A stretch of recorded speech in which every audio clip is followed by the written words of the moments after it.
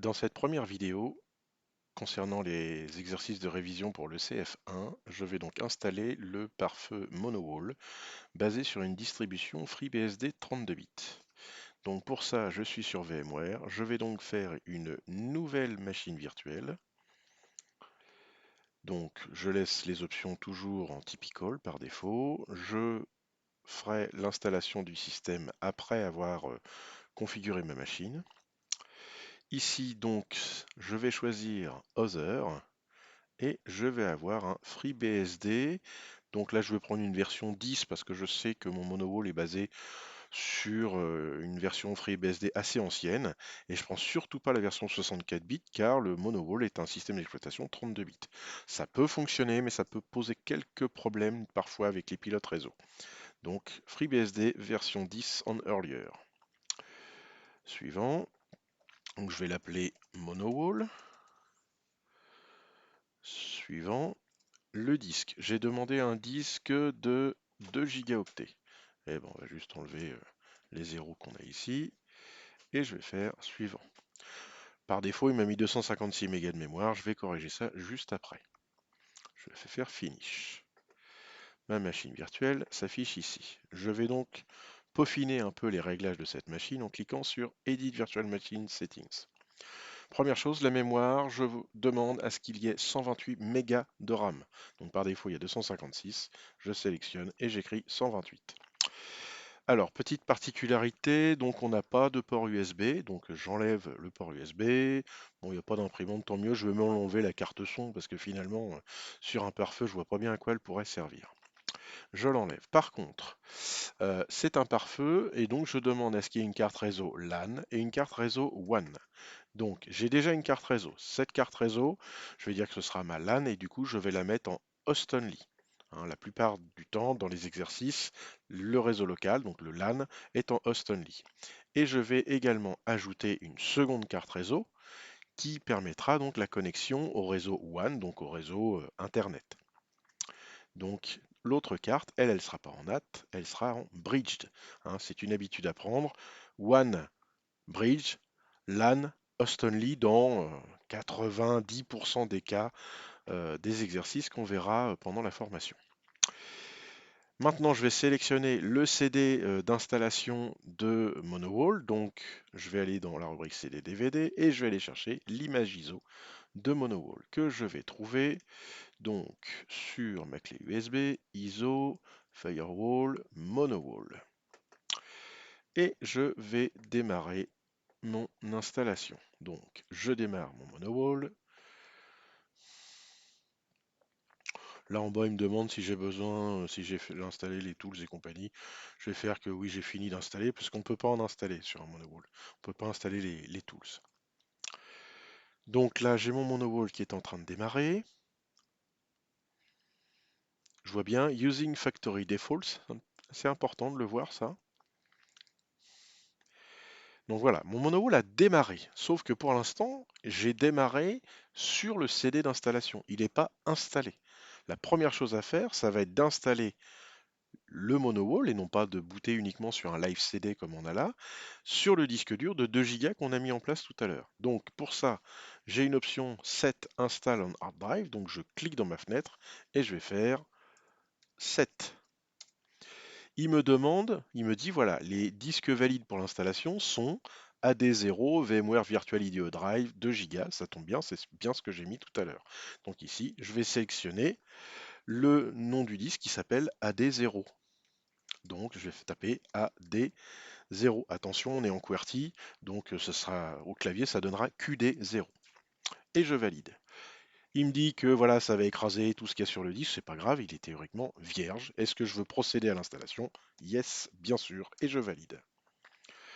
L'installation d'un MonoWall ne prend normalement sur une machine à peu près correcte, une machine physique à peu près correcte, que quelques secondes.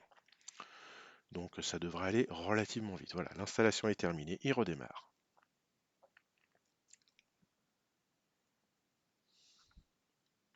Donc le MonoWall redémarre tranquillement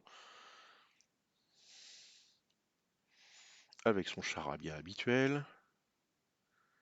Voilà, le MonoWall a redémarré. Dans l'énoncé, je demande à ce que le monowall fournisse des adresses IP de 192.168, donc XXX. Alors pour moi, mon réseau, ce sera 99.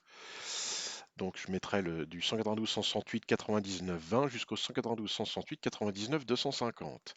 L'adresse IP sur WAN sera automatique et l'adresse IP du LAN, elle, devra être sur 192.168 99 254. Alors, ici, déjà, première chose que je vais faire, je vais assigner mes interfaces aux cartes réseau parce que j'ai ici une carte réseau en 192.168.1.1 et une autre en unknown. Alors des fois, il faut revalider. Bon là, j'ai rien de particulier. Donc ce que je vais faire, c'est que je vais assigner mes ports. Donc pour ça, je vais taper le menu 1. Alors, il me demande si je veux mettre des VLAN ou pas, je vais faire non. Maintenant, il me demande de définir la LAN interface. Alors, pour ça, moi je vais faire un clic droit sur mon monowall, Settings. La LAN, on a dit tout à l'heure que c'était celle qui devait être en host only. Donc c'est celle-ci. Et je vais aller dans Advanced. Advanced, elle termine par 49 CD. Donc, ce sera la EM0. Ça, ce sera ma carte LAN, puisque je vois bien ici qu'elle termine par 49 CD. Et je le refais sur les paramètres de ma machine virtuelle. Je vois bien que la host only, quand je vais dans Advanced, elle termine par 49 CD. C'est grâce à l'adresse physique, donc autrement appelée MAC adresse MAC, qu'on peut déterminer quelle est la carte réseau qu'on veut affecter. Donc EM0 pour la LAN. Pour la WAN, donc ça va être l'autre. Donc ce sera la EM1 par déduction, puisque si c'est pas la EM0 qu'on vient d'affecter, ça peut être que la EM1. Est-ce que j'ai une autre interface à configurer? Eh bien non, là j'ai que mon LAN et mon WAN, donc je vais faire No. Ou non, on met rien si c'est fini, c'est ça. Voilà, donc il me dit la LAN sera mappée sur la EM0 et la WAN sur la EM1. Une fois que ça va être enregistré, le firewall va redémarrer. Est-ce que je veux procéder? Oui.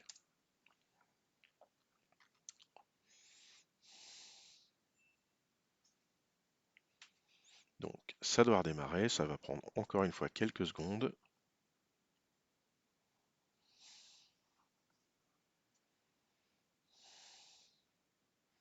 Nouveau boot du monowall.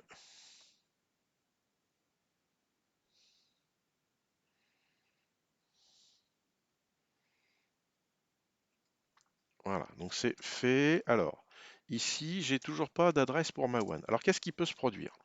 Ça peut être un petit problème dans VMware Workstation. Je vais aller, alors on ne le voit pas sur la vidéo, mais dans le menu Edit, Virtual Network Editor, qui m'affiche cette fenêtre. Je vais faire Change Settings. Oui, pour valider les paramètres. Je vais à nouveau ramener la fenêtre. Alors, là, en fait, je vois que quand je suis en bridged, il m'a connecté sur ma carte Wi-Fi. Je suis sur un ordinateur portable. Donc, alors que en fait, moi, mon bridge, mon PC, là, tout de suite, il est connecté en Ethernet.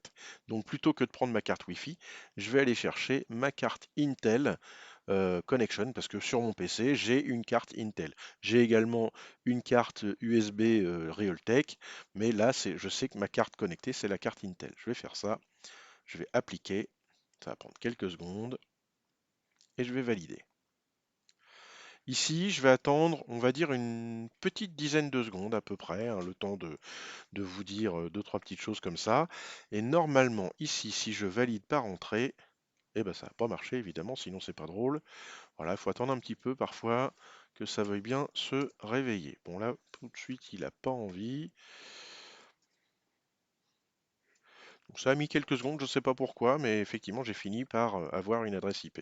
Alors déjà là, moi je suis à la maison, je suis sur une box qui me propose du réseau 192.168.1 et c'est la même chose sur mon réseau LAN. Alors là déjà, un pare-feu, c'est un routeur. Si on lui met la même adresse IP des deux côtés, il va pas aimer la plaisanterie. Donc je l'ai demandé dans l'énoncé à ce que mon pare-feu sur l'interface LAN, il ait l'adresse IP 192.168, donc XXX étant pour moi 99.254. Donc ici, je vais spécifier setup LAN IP adresse. Donc je vais faire 2 192.168.99.254. Il me demande la longueur de mon masque de réseau. Je l'ai dit, pour l'activité 1, ce sera toujours 24. Donc 24. Et là, il me demande si je veux activer le DHCP server sur le Local Area Network. Dans l'exercice, juste avant la configuration de cette IP, je dis le pare-feu devra fournir sur le réseau local des adresses IP commençant à 192.168.99.20 et jusqu'à 192.168.99.250. Et bien c'est grâce au DHCP que ça va se faire. Donc, comme là il me demande de configurer le DHCP, bah oui, on va faire yes, hein. Et il va me demander entrer la première adresse pour les clients. Donc je vais mettre 192.168.99 ou là, 99.20 et la dernière 192.168.99.250 comme demandé dans l'énoncé.